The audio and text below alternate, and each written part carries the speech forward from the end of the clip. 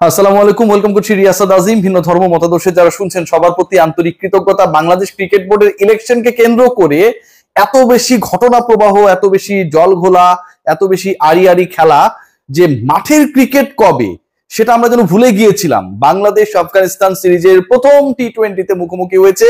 আজকে সেই খেলা, সেই ব্যাপার নিয়ে আলোচনা করার পর আমি আমার পেজে অ্যান্ড আমার কি বলবো হ্যান্ডেলে যখন খোঁজ করছিলাম, তখন বারবার একটা জিনিসই আসছিল যে খেলা কবে, কখন, কোথায়। কেউ ক্লিয়ার ছিল না যে বাংলাদেশের ম্যাচটা কখন। বিসিবিতে মিরপুরে যেই ম্যাচ চলছে, যেই আনলিমিটেড টেস্ট ম্যাচ চলছে, দিনের আলোয় শুরু হয়, সন্ধ্যা পর্যন্ত চলে, তাতে আমাদের এই টি-20 যেন হারিয়ে গেছে কালের গহ্বরে। শেষ পর্যন্ত খেলাকে আবারও স্পটলাইটে নিয়ে আনলেন আমাদের 2-3 ক্রিকেটার। দুজন বলছিলাম কারণ দুজন 50 মেরেছেন। স্পটলাইটে নিয়ে আসার ক্ষেত্রে বাংলাদেশকে অভাবনীয় ফল থেকে বাঁচিয়ে শেষ পর্যন্ত জয়ের বন্দরে ফেরানোর ক্ষেত্রে যিনি শেষ মুহূর্তে রোলটা প্লে করেছেন, স্নায়ুক্ষয়ী মুহূর্তে ছক্কা মেরেছেন টানা দুটা। সবাই যখন তাকে আরো একবার লর্ড বলে ডাকার প্রিপারেশন নিচ্ছিল, যখন বিভিন্ন স্পোর্টস যে পেজেস গুলো রয়েছে সেগুলোতে নতুন করে সবাই কার্ড তৈরি করছিল, জাস্ট প্রেস অর পোস্ট বাটনটায় আঙুল দিয়ে রেখেছিল, লর্ড সোহান কি করলেন? সেই সোহান আমার স্পটলাইটের 3 নম্বর ক্রিকেটার।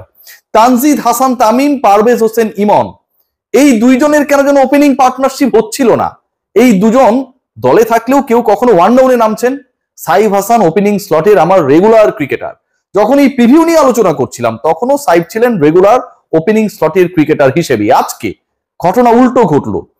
সেই দুজন, যেই দুজনকে আমরা তামিম পরবর্তী সময়ে নতুন করে পেয়েছিলাম, যেই দুজনকে কেন্দ্র করে আমাদের সবচেয়ে বেশি আশা সঞ্চারিত হয়েছিল যে আমরা ক্রিকেটার পাচ্ছি না, ওপেনিং এ কে খেলবে, হায় হায় অবস্থা, সেই দুজন আবারও ওপেনিং স্লটে ওপেনিং এ খেলার সুযোগ পেলেন। 150 পেরোন স্কোর যখন বাংলাদেশকে চেজ করতে হবে। 73 রানে 5 উইকেট হারানো আফগানিস্তান শেষ পর্যন্ত 150 পেরিয়েছে বাংলাদেশের স্লগ ওভারে বাজে বোলিং এর কারণে। 18তম ওভারে যখন তাসকিন 22টা রান দিয়ে দিলেন, তখন 150-র ম্যাজিক ফিগারে আফগানরা চলে যাবে সেটা নিয়ে কোনো সন্দেহ ছিল না। বাংলাদেশও সেই 150 পেরিয়ে যাবে উইথ কমফোর্টেবল সিচুয়েশন, সেটা নিয়েও কোনো ধরনের ডাউট ছিল না। কিন্তু সেই ডাউট তো বাংলাদেশ ক্রিয়েট করবেই। 9 রানের মধ্যে 6 উইকেট নেই। এই যে 9-6-এর খেলা, 9-6-এর খেলা যখন চলছিল, 6 জন ব্যাটার নেই, সাথে রিভিউ নেই। আমাদের প্রিয় ক্যাপ্টেন জাকের আলী অনিক, তিনি আরো একবার ফেল করেছেন। এবং বাংলাদেশ যেহেতু জিতেছে, জাকের আলী অনিকের সকল ধরনের ব্যর্থতা থেকে তিনি মুক্ত হয়ে গেছেন। এমন একটা সিচুয়েশন যখন রশিদ খানের বল যেন চোখে দেখছিলেন না। নূর আর রশিদের যখন ওভার শেষ হয়ে গেল, 16তম ওভারের পর যখন তাদের আর ওভার নেই, ঠিক তখন মনে হচ্ছিল যে সোহান হয়তো ম্যাচটা জিতিয়ে দেবেন। সেই সোহান অপরাজিত থেকে ম্যাচ জিতিয়ে মাঠ ছাড়লেন। আপনারা প্রায় বলেন না, তোমার সোহান কি করেছে, আপনার সোহান কি করলো? সেই সোহান আজকে বাংলাদেশকে 176 স্ট্রাইক রেটে ব্যাট করে ম্যাচ জিতিয়েছে, যেই সিচুয়েশনে বাংলাদেশের 9 রানের মধ্যে 109 থেকে 118 6 জন ব্যাটার আউট হয়ে গেছে। সেই 6 জন ব্যাটার কারা? তানজিদ হাসান তামিম, পারভেজ হোসেন ইমন, সাইফ হাসান, শামীম হোসেন পাটোয়ারি, জাকের আলী অনিক। নামগুলো একবার ফিল করে দেখুন। এই 6 জন ব্যাটার যখন আপনার উইকেটে থাকে না, যখন আউট হয়ে যায়, রশিদ খানের বলে একটার পর একটা উইকেট পড়ছে, একটার পর একটা ভুলভাল রিভিউ নিয়ে শেষ পর্যন্ত তানজিম সাকিবের জন্য আমরা রিভিউ যখন রাখলাম না, যখন বাংলাদেশ 109 বিনা উইকেটে থেকে, মানে কি বলবো, যে 6 ওভারে 50 পেরোনো বাংলাদেশ, 11 ওভারে 100 পেরোনো বাংলাদেশ যখন পরাজয়ের ক্ষণ গুনছিল, ঠিক তখন নুরুল হাসান সোহান তার আনঅর্থোডক্স শট খেলে বাংলাদেশকে জিতিয়ে দিলেন। সবশেষ 4টা ইনিংস সোহান যেটাই খেলেছেন, এই 4 ইনিংসের মধ্যে সোহান আউট হয়েছেন একটায়। এই 4 ইনিংসের মধ্যে সোহানের 175 প্লাস স্ট্রাইক রেটে ব্যাট করা 3টা ইনিংসে, দুটায় 200 প্লাস স্ট্রাইক রেট। আজকের ম্যাচে যেই সিচুয়েশনে সোহান ব্যাট করেছেন, যে সার্কিমস্টেন্সে তাকে খেলানো হয়েছে, তাওহিদ হৃদয়কে ড্রপ করে, বা নেই তিনি, খেয়াল করে দেখুন, তাওহিদ হৃদয় নেই, হৃদয়ের জায়গায় সোহান। এটা তো আমরা কেউ মানতেই পারতাম না। আজকে যদি বাংলাদেশ ফেল করতো, জিততে না পারতো, সেই সোহান হৃদয় জয় করে নিলেন হৃদয়ের না থাকা ম্যাচে দারুণ দারুণ সব শট খেলে। বাংলাদেশ এই জয়টা যে পেয়েছে, এটাতে এক্সাইটেড হবার জায়গা রয়েছে। কেন রয়েছে?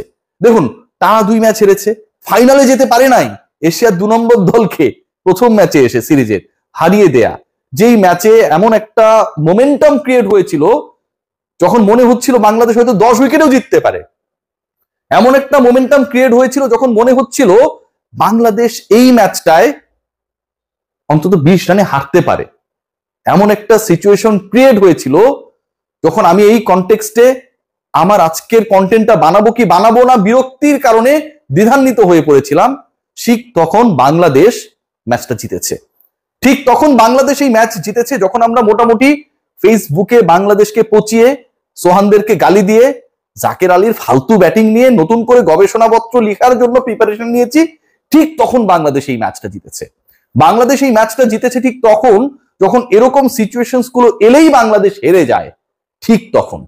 সো এই জয়টা I think it's a very special win for our country, for Bangladesh cricket. একই সাথে আন্ডার প্রেসার কিভাবে ম্যাচ বের করতে হয়, আন্ডার প্রেসার কিভাবে শারজা তো হচ্ছে আফগানিস্তান ক্রিকেটারদের একদম ঘরবাড়ি। আমরা দেখি না যে বিভিন্ন সময় মোহাম্মদ নাবিরা তাদের মার্সিডিজে চড়ে বাসা থেকে আসেন, গাড়িটা লক করে দিয়ে চলে আসেন, পেছনে কিটব্যাক, তারপরে হচ্ছে ড্রেস চেঞ্জ করে প্যাড আপ করে মাঠে নেমে পড়েন। মানে ব্যাপারটা এরকম। মিরপুরে আমাদের যেমন থাকেন নানা ক্রিকেটার, আফগানিস্তানটা যেন তাদের জন্য, আফগানিস্তানদের জন্য যেন শারজা হচ্ছে সেখানকার মিরপুর। সো ওই জায়গাটায় এই জয়টা আমার কাছে মনে হয় ইন্সপায়ারিং। একই সাথে আন্ডার প্রেসার জয়টা ইন্সপায়ারিং। একই সাথে আফগানিস্তানের মতো একটা দলকে টানা 2 ম্যাচে বাংলাদেশ খারাপ করেছে, আবার আফগানিস্তানের বিপক্ষে সবশেষ 2 দেখায় টানা 2 ম্যাচে বাংলাদেশ জিতেছে, এটাও কিন্তু আমার কাছে মনে হয় যথেষ্ট ইন্সপায়ারিং। আজকের ম্যাচে অনিন্দ সুন্দর ব্যাটিং আমরা দেখেছি, 100+ পার্টনারশিপ ওপেনিং এ আমরা দেখেছি, 34 বলে তামিমের 50 দেখেছি, 35 বলে ইমনের 50 আমরা দেখেছি, মাঝখানে উইকেট পতন আমরা দেখেছি, এবং শেষে গিয়ে যাকে নিয়ে মোটামুটি আরো একবার তির্যক আলোচনা করার প্রিপারেশন নিয়েছিলাম, তার ব্যাটিং ঝড় আমরা দেখেছি। উইকেটে গিয়ে কেমন ছটফট করেন, সামনে যান পেছনে যান, আজকে ওই শটগুলোই বাংলাদেশকে আলটিমেটলি জয়ের বন্দরে ভিড়িয়েছে। শেষ 2 ওভারে যখন 16 রান প্রয়োজন, তখন যদি একটা উইকেট পড়ে যেত, এই অসাধারণ জয়টা হয়তো বাংলাদেশ পেত না, অথবা যেভাবে রিভিউ নষ্ট করে বাংলাদেশের 12টা বাজিয়েছেন শামীম হোসেন পাটোয়ারি এবং জাকের আলী অনিকরা, বাংলাদেশ হয়তো এই জয়টা পেত না। তারপরও কথা থেকে যায়, এই দলে জাকের ছাড়া আর কেউ কি ক্যাপ্টেন্সি করার যোগ্য না? যদি তিনি ফুল টাইম ক্যাপ্টেন না হন, তাহলে why not that captain is Nurul Hasan Sohan. BPL A captaincy করা, আন্ডার প্রেসার সিচুয়েশনে ব্যাটিং করা, অসাধারণ কিপিং করা, গ্লোবাল সুপার লিগে দলকে চ্যাম্পিয়ন করা, তারপরের আসরে রানার্স আপ করা, নুরুল হাসান সোহান একসময় ধানমন্ডি ক্লাবকে প্রিমিয়ার লিগে চ্যাম্পিয়ন করেছেন পর্যন্ত।